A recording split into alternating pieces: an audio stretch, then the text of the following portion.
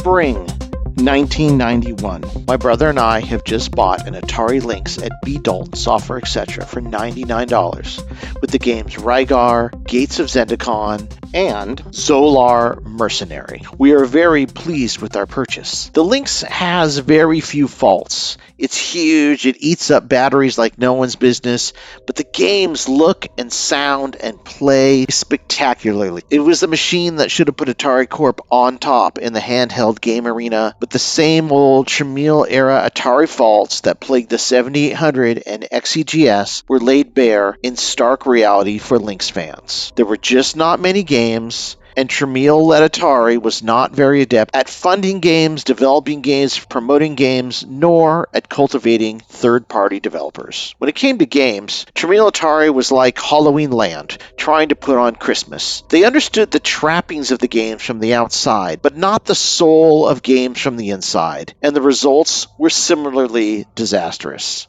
However, in April 1991, when Electronic Gaming Monthly hit the newsstands, there was a surprise inside for LYNX fans like ourselves. A full-color, multi-page spread named Atari Adventure, filled with about a dozen pages of LYNX goodness. Those pages included an introduction to the new $99 LYNX, a page with awesome accessories, a list of the hottest games for the LYNX, preview of Ninja Gaiden, a preview of Tournament Cyberball, block out previews of more hot LYNX titles that were coming. It seemed too good to be true. EGM, Electronic Gaming Monthly, which lightly covered the LYNX, had spent a good percentage of their magazine on Atari's handheld. Could it be true? I pored over the pages in this section, examining the games and truly believing Atari had finally made it, and the LYNX would become an actual player in modern video games.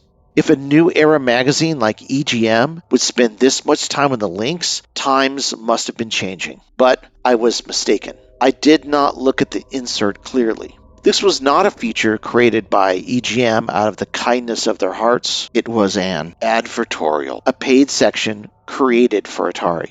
The section was not identified as such, and this was even pointed out by a letter that came later in the letter section of EGM in August 1991, when it was pointed out that the same Atari Adventure had appeared in magazines like GamePro and VGCE, Video Games and Computer Entertainment. The letter said, "I've got several complaints. First, I saw your LYNX insert in another magazine. Was it an ad, or why did this happen?" And the answer was, the Atari LYNX insert, which we ran in issue 21, was a product of our contract publishing division. What the respective companies do with the insert is up to them. We were very pleased, though, to see the Atari insert running in all of the reputable game magazines. After all, as stated in previous editorials, it is the goal of our interaction policy to work with and for the game industry. Only by working together can everybody, manufacturers, retailers, publishers, and consumers, benefit from such an association. Such great words from EGM, and that should have been the end of it. A second LYNX advertorial came out later that year with even more pages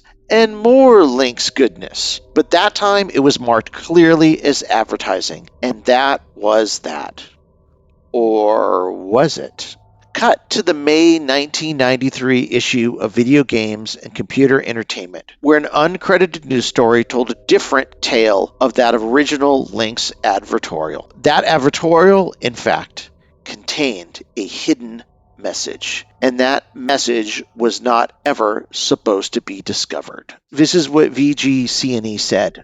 Could it be that the staff of Electronic Gaming Monthly gets a bit childish at times? Dig through your old magazines and find the July 1991 issue of VGCNE or GamePro. Flip to the Atari Adventure on an Atari LYNX advertorial created for Atari by Sendai Publishing, the same people who produce EGM. Turn to the two-page spread on Tournament Cyberball and read the text on the left side. carefully noting the first letter in each sentence. Put the letters together, and what do they spell? Interesting, wouldn't you say? Sendai issued a press release in which it blamed the hidden message on a disgruntled former employee. But informed sources tell us that staffers, including Sendai's publisher, knew about this before it was printed. If you go back yourself and look at the page from the Lynx insert, nothing jumps out at first. It just looks like a preview for another Lynx game, designed with that annoying 90s game mag style of putting dark text on a dark background. However, if you follow the instructions in VGCE, you will find the hidden message. By highlighting the first letter of each sentence, you get the very mature, well thought out message that pretty much encapsulates everything about the early 90s video game business that just grated me in every way. It says, GamePro sucks. Of course, this ad appeared in the pages of GamePro, making it a particularly nasty kind of 20th century printed vandalism that maybe could have only happened when publications were covering a new medium like video games that included new types of advertising like advertorials that looked like editorial content. Was this that interaction policy EGM was talking about, where they were working with and for the game industry? Was that what they meant when they said GamePro sucks on the page? I've looked high and low to find the press release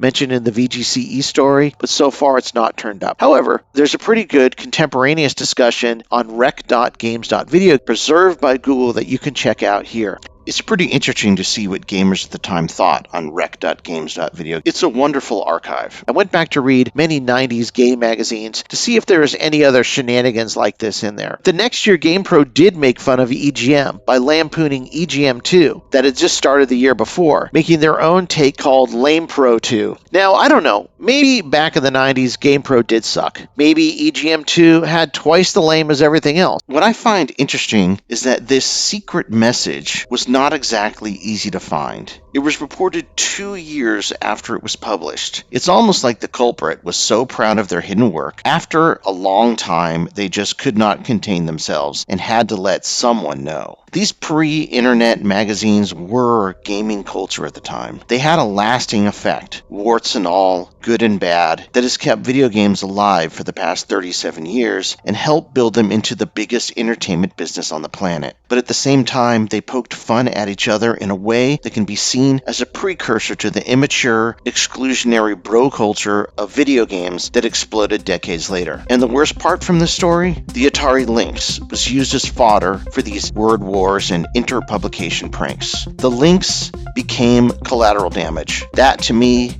as an Atari fan, may be the biggest tragedy of all. Our highest scores have been ranked.